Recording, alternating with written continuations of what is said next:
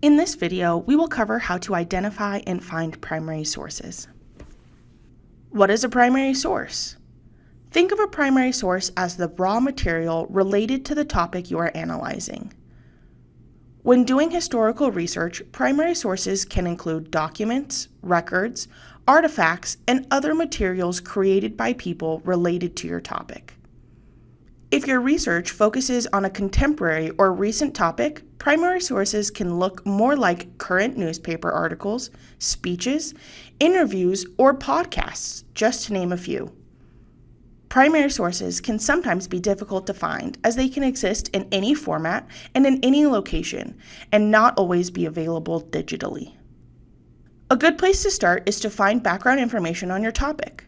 The library has resources such as encyclopedias, journal articles, and books to assist you in finding this information.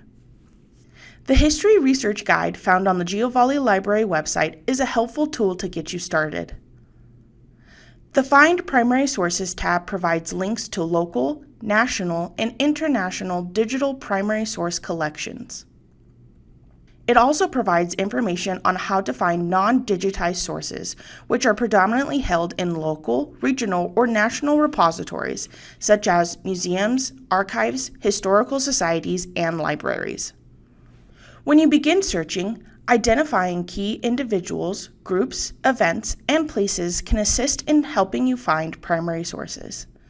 Think about which archives, museums, or government agencies might have preserved primary sources on your topic. You may want to do some Googling before you get started. For example, say your topic is on how popular music was used to support or propagandize the U.S. involvement in World War I.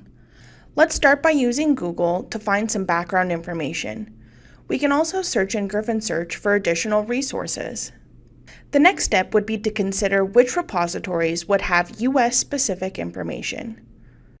For this example, the Library of Congress and the Smithsonian contain relevant primary sources for this topic, which include samples of the songs from the era. Both of these are important repositories that house primary sources specific to the American experience and contain digitized primary sources that are free and easily accessible to the public. With this information, we can search for specific titles of songs, which will help us find lyrics, recordings, and sheet music to analyze how messaging in the songs changed from the beginning of the U.S. involvement to the end of the war. Because primary sources can be in any format and can be found many different places, including archives, government websites, and museums, it can be difficult to know where to start. If you need any assistance, please contact the GeoValley Library.